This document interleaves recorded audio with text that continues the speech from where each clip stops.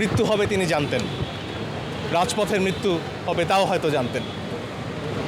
হাদি ভাই বলেছিলেন মৃত্যু হবে তাতে তার আপত্তি নেই, তাকে হত্যা করা হবে আপত্তি নেই, যাতে ন্যায় বিচার হয়, যাতে তার হত্যাকারীদের বিচার হয়, যাতে সামনে বাংলাদেশ এমন একটা দেশ হয়ে ওঠে যেখানে মানুষ ন্যায় বিচারের ওপর ভরসা রাখতে পারে।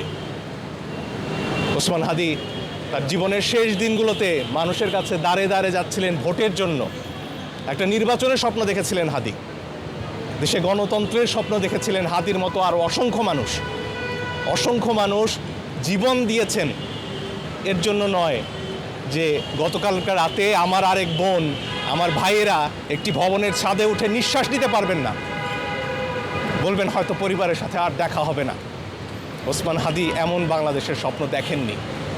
তাই ন্যায় বিচার নিশ্চিত করতে হবে, সরকারকে অবশ্যই দায়িত্ব নিতে হবে, প্রত্যেকটা প্রাণের নিরাপত্তা দিতে হবে, এর কোনো বিকল্প নেই।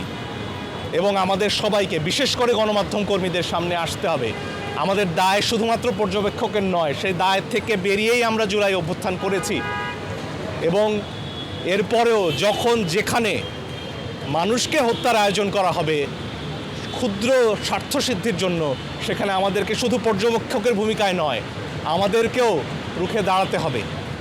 আমরা আইনের শাসন চাই, ন্যায় বিচার চাই, গণতন্ত্র চাই, এবং সবার উপরে হাদি হত্যাকাণ্ডের বিচার চাই। যাদেরকে পালিয়ে যেতে দেয়া হয়েছে, কেন পালিয়ে যেতে দেওয়া হলো তার উত্তর চাই, তাদের দায়িত্ব নিতে হবে।